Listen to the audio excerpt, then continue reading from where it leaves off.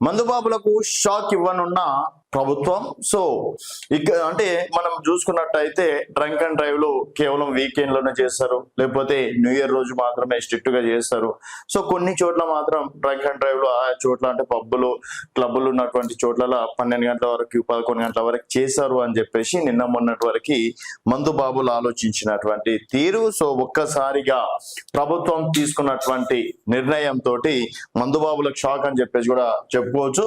So మందుబాబులకు shocking news ఏంటంటే ఇకపైన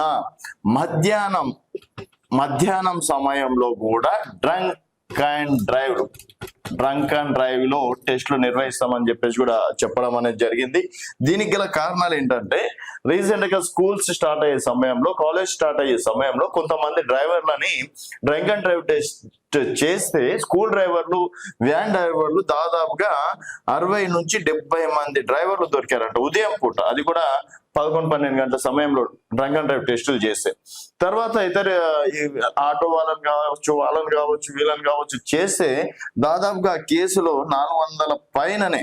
so 400 పైననే ఈ డ్రంక్ అండ్ డ్రైవ్ కేసులు, అది ఉదయం సమయంలో మధ్యాహ్నం సమయంలో నమోదు కావడాన్ని చూసి ఈ రీసెంట్ గా యాక్సిడెంట్లు కూడా ఎక్కువనే జరుగుతున్నాయి కదా. సో అందుకని చెప్పేసి డ్రంక్ అండ్ డ్రైవ్ లో కేవలం నైట్ టైమే కాదు, ఉదయం టైంలో కూడా మధ్యాహ్నం సమయంలో కూడా డ్రంక్ అండ్ డ్రైవ్ టెస్ట్ చేస్తే కొంత మేరకైనా సరే ప్రమాదాలు నివారించగలుగుతాం అని చెప్పేసి ఒక కాన్సెప్ట్ గా రావడం అనేది జరిగింది. దానికి సంబంధించి పోలీసులు కూడా సమీక్ష నిర్వహించారు. సో ఏ చోట్ల ఉంటది అన్న దానిపైన మాత్రం ప్రస్తుతం క్లారిటీ రాలేదు.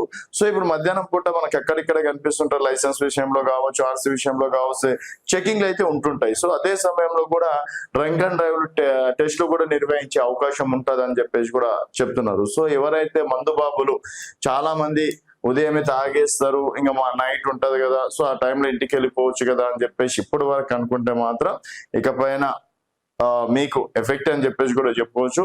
సో ఒక సర్ప్రైజ్ డే లాగా ఎప్పుడు సర్ప్రైజ్ చేస్తారో కూడా తెలియనట్టుగా రావడం, డ్రంక్ అండ్ డ్రైవ్ టెస్ట్ చేయడం. ఒకవేళ మధ్యాహ్నం టైంలో దొరికితే మాత్రం రాత్రి కన్నా ఎక్కువగా ఫైన్ విధించడం కావచ్చు, కఠిన చర్యలు తీసుకునే అవకాశాలు కూడా ఉన్నాయని చెప్పేసి కూడా చెప్తున్నారు. ఇది కేవలం ప్రమాదాలు నిర్వహించడానికి. రీసెంట్ గా మనం చాలా చూసినాం. 1 year బ్యాక్ ఒక చిన్న పాప, స్కూల్ పాప వెళ్తుంటే ఒక ఆటో వచ్చి గుద్దడం కావచ్చు, ఇట్లాంటివి అయితే చాలా వరకు చూడడం అనేది కూడా జరిగింది. అందుకని ఇవన్నీ నివారించడానికే సో పోలీస్ కమిషనర్ ట్రాఫిక్ సంబంధించి ఇలాంటి కీలక నిర్ణయం తీసుకున్నారు. మరి ఈ నిర్ణయాన్ని మీరు ఎంతవరకు ఏకీభవిస్తారు అనేది మీ అభిప్రాయాలు కింద కామెంట్ రూపంలో తెలియజేయండి. చూస్తూనే ఉండండి తెలంగాణ వెలుగు.